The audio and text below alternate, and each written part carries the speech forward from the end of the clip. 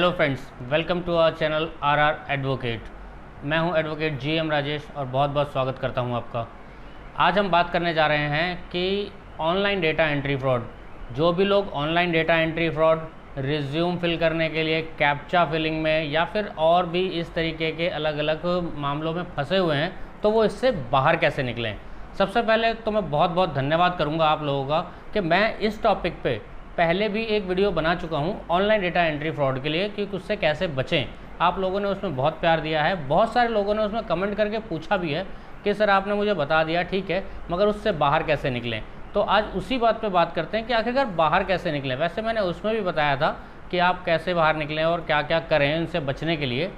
तो आज फिर से दोबारा से एक बार उसको रिमाइंड करा देते हैं और उम्मीद करता हूँ जितने भी सवाल हैं आप लोगों के, जैसे ये सारे हैं मेरे पास आए हैं, इन सब के सवालों के जवाब आप तक पहुंच जाएं। अब आप इस वीडियो में हैं तो इसका मतलब ये हुआ कि या तो आप इस फ्रॉड के शिकार हो चुके हैं, या फिर आप ऑनलाइन डेटा एंट्री का या फिर ऑनलाइन रिज्यूम का या फिर कैप्चा फिलिंग का किसी तरीके का कोई भी इस तरीके का काम कर रहे हैं, अभी ही स्टार्ट किया है, या फिर आप इस तरीके का काम कोई तलाश कर रहे हैं जिससे कि आपकी शॉर्ट टाइम में अर्निंग हो सके। क्योंकि आज के वक्त में सब जिस हिसाब से बंद है तो उस हिसाब से आप सभी व्यक्ति वर्क फ्रॉम होम ही तलाश कर रहा है। सबसे पहला काम आपको ये करना है कि आपको किसी तरीके से जो कंपनी से आप काम कर रहे हैं या फिर जिस कंपनी ने आपके साथ में फ्रॉड किया है उस कंपनी को आपको बोलना है कि आप मेरे को एग्रीमेंट या जो भी कॉन्ट्रैक्ट है जिसके लिए आपको वो डरा धमका रहे हैं उस एग्रीमेंट की कॉपी मांगिए। उस एग्रीमेंट की कॉपी आपको मिल जानी चाहिए। उसके बाद उस एग्रीमेंट में अगर आप ध्यान से देखेंगे तो कोई ना कोई गलती आपको ज़रूर मिलेगी। जैसे कि जिस डेट में आपने ज्वाइन किया होगा उस डेट में कुछ फेरबदल हो सकता है। जैसे कि मान लीजिए आपने 10 तारीख को ज्वाइन किया है और वो एग्रीमेंट पे तारीख 9 तारीख हो सकती है, 8 तारीख हो सकती है, या फिर पीछे की कोई हो सकती है, या फिर ऐसा हो सकता है कि आगे की कोई तारीख हो। एक बात।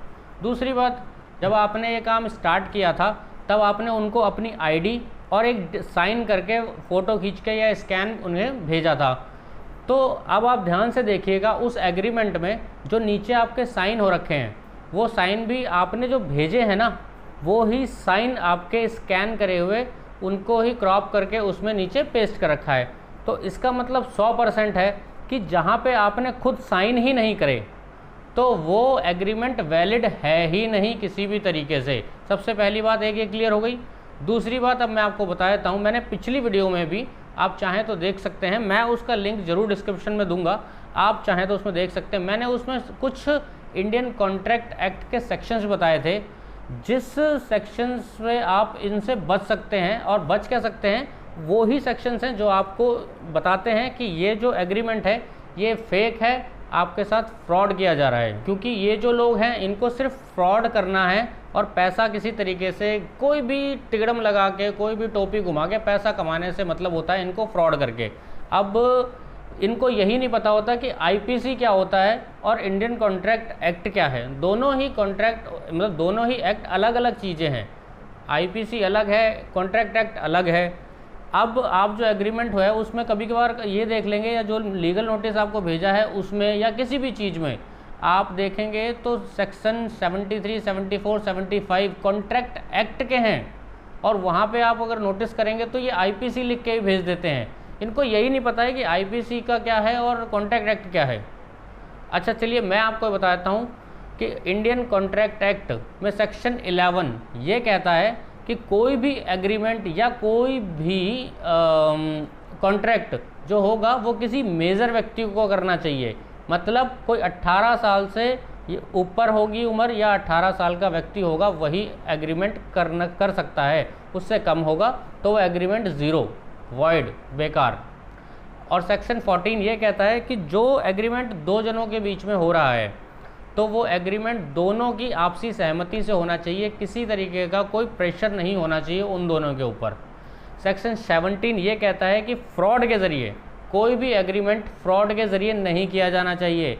मैं पिछली बार भी आपको ये बताया था और इस बार भी यही कह रहा हूँ, जो एग्रीमेंट आपके साथ हुआ है क्या वो फ्रॉड नहीं है? आपके ही साइन ले जाके उस एग्रीमेंट पे कॉपी पेस्ट कर दिए गए हैं, ये फ्रॉड नहीं है? आपकी उपस्थिति ही वहाँ नहीं है। जब एक एग्रीमेंट होता है तो दोनों पार्टियों का होना मौजूद ज़रूरी होता है जगह पर। अब आप वहाँ मौजूद ही नहीं है, आपने सिर्फ ऑनलाइन भेज दिया तो क्या एग्रीमेंट वैलिड हो गया? नहीं। और सेक्शन 18 इंडियन कॉन्ट्रैक्ट एक्ट का सेक्शन 18 ये कहता है कि किसी भी तरीके से मिस रिप्रेजेंट नहीं किया जाना चाहिए कि हाँ जी होए कुछ और दिखाया जाए कुछ। होता यही है। आपको स्टार्टिंग में जब आप फ़ोन पे होते हैं या मेल पे होते हैं या किसी तरीके से भी आप जाते हैं, ये स्टार्ट करते हैं, स्टार्टअप का करते हैं इस काम का, तब आपको बताया जाता है कुछ कि हाँ जी आप इतना काम कर दीजिए, आपको इतने पैसे मिलेंगे। उसमें आपको किसी भी तरीके से ये नहीं बताया होता कि अगर आपने 90% काम ठीक किया या 80% काम ठीक किया तो आपके इतने पैसे कटेंगे, अगर आपने नहीं किया तो आपको इतनी पेनल्टी देनी पड़ेगी। ऐसा कुछ नहीं होता है, ये सब मिस रिप्रेजेंट किया जाता है। इसलिए ये एग्रीमेंट भी नल एंड वॉइड मतलब ज़ीरो होता है। और सेक्शन 20, 21, 22 ये होता है कि किसी भी तरीके से मिस्टेक फैक्ट्स नहीं होने चाहिए उस एग्रीमेंट में। चलिए ये तो हुई सेक्शंस की बात। अब मैं आपको छोटी सी बात और बता देता हूँ कि अगर आप मान लीजिए आप लोग कहते हैं कि आपके पास में एडवोकेट का मैसेज, एडवोकेट के कॉल आ रहे हैं। मैं आपको ये बात बता देता हूँ कि कभी भी कोई भी एडवोकेट आपको डायरेक्ट कॉल नहीं करेगा। अगर उसको किसी दूसरी पार्टी ने या दूसरी कंपनी ने उसे हायर किया हुआ है अपने लिए, तो वो आपको कभी कॉल नहीं करेगा।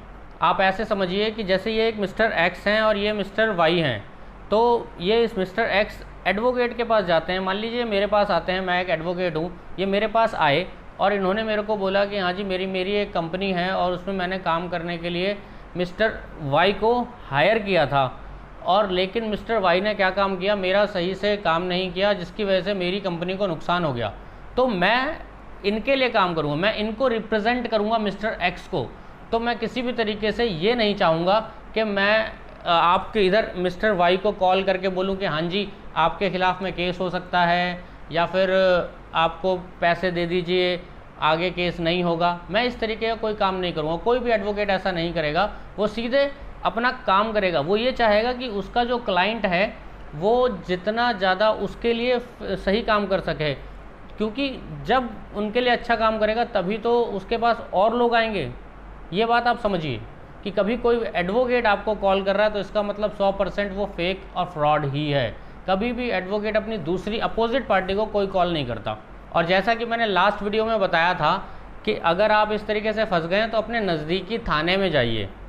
अब भी मैं वही कहता हूँ कि आप अपने नज़दीकी थाने में जाइए और जाके लिखित में जो जो आपके साथ हुआ है कि हाँ जी मैंने फ़लाना तारीख को मैंने ज्वाइन किया था और मेरे साथ ऐसे ऐसे हुआ, सर्वर डाउन हुआ, ये हुआ, वो हुआ, और मेरे को थ्रेट्स मिल रहे हैं, मेरे से पेनल्टी के लिए पैसे मांगे जा रहे हैं, मेरे को डराया धमकाया जा रहा है, अदरवाइज़ ये केस हो जाएगा, वो केस हो जाएगा। ये सारी चीज़ें प्रॉपर एक एक चीज़ को आप लिखिए। वो ज़रूरी नहीं है कि वो 1 पेज में आए, 2 पेज में आए, आप पूरी बात लिखिए। वो भले ही 3-4 पेज में आए, कोई दिक्कत नहीं है। लिख के आप लिखित में थाने में दे आइए और थाने से उसकी फ़ोटोकॉपी करा के रिसीविंग अपने पास रख लीजिए। एक बात। दूसरी बात, अगर आप चाहते हैं तो ऑनलाइन कंप्लेंट भी करा दीजिए।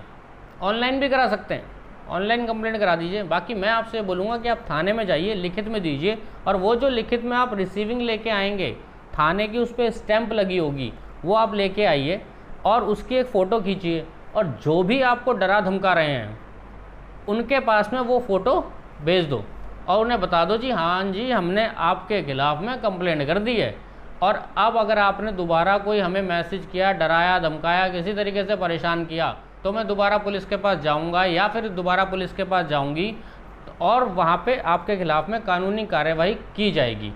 आप इतना कर दीजिए और उसके बाद मैं आपसे 100% कहता हूँ कि वो दोबारा आपको कभी तंग नहीं करेंगे और आप इस तरीके से इस फ्रॉड से बिल्कुल बाहर हो जाएंगे।